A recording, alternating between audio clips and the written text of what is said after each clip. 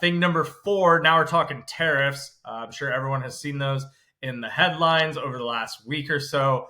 You're saying that those threats are not what many think they are. You're going to explain in more detail, Gary. Thing number four, tariff pressure is securing compliance in South America.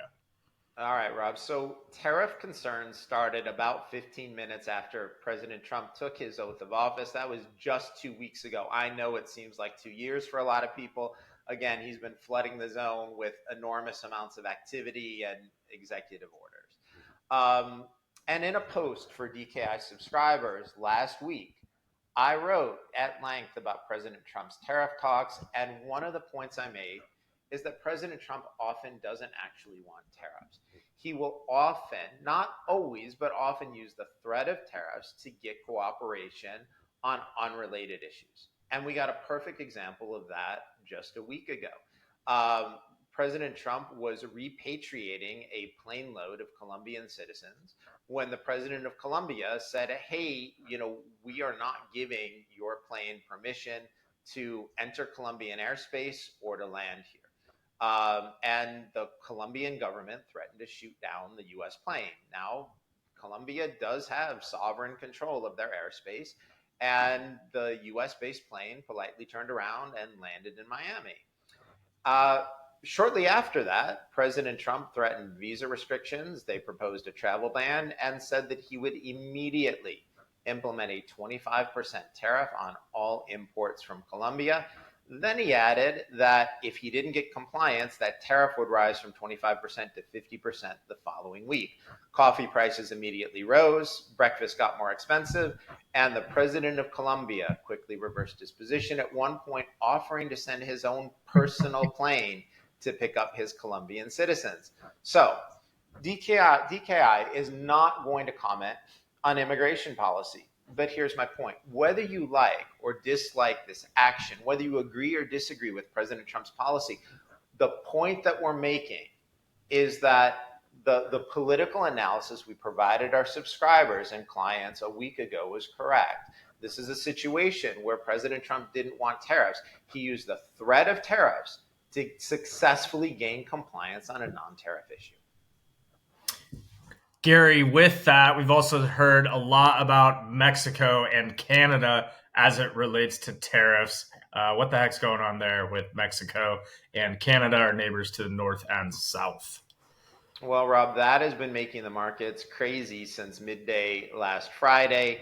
President Trump had been threatening 10% tariffs against China and then 25% tariffs against our neighbors to the north and south.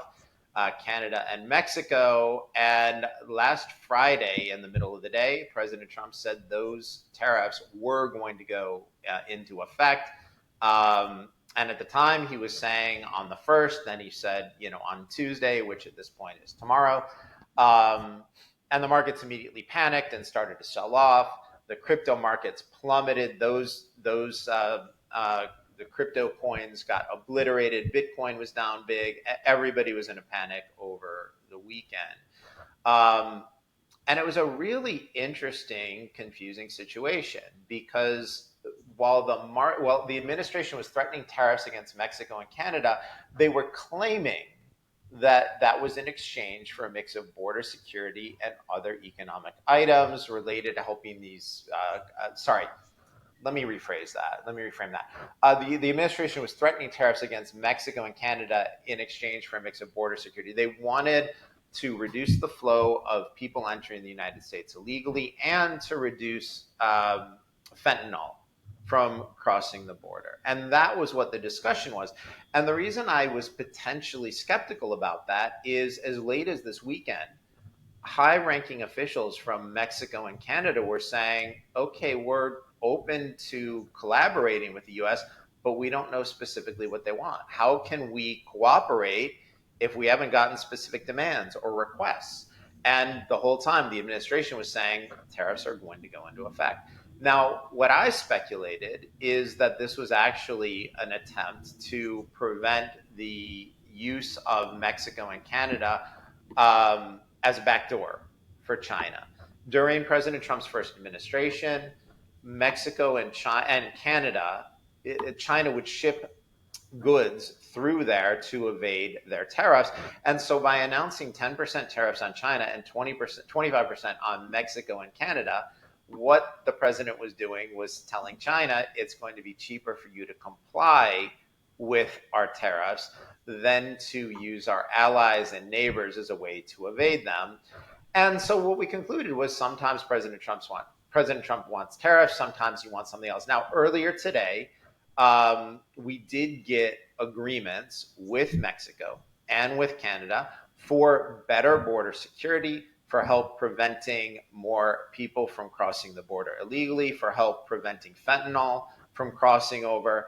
And because of that cooperation, President Trump decided to delay these tariffs by a month.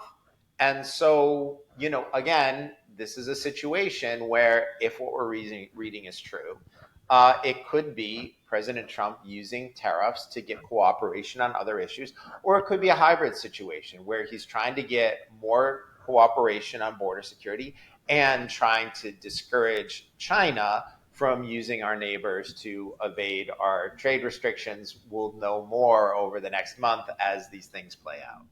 Yeah, we will definitely keep you in tune as these things do play out and as the administration makes their next moves after taking office a couple weeks ago.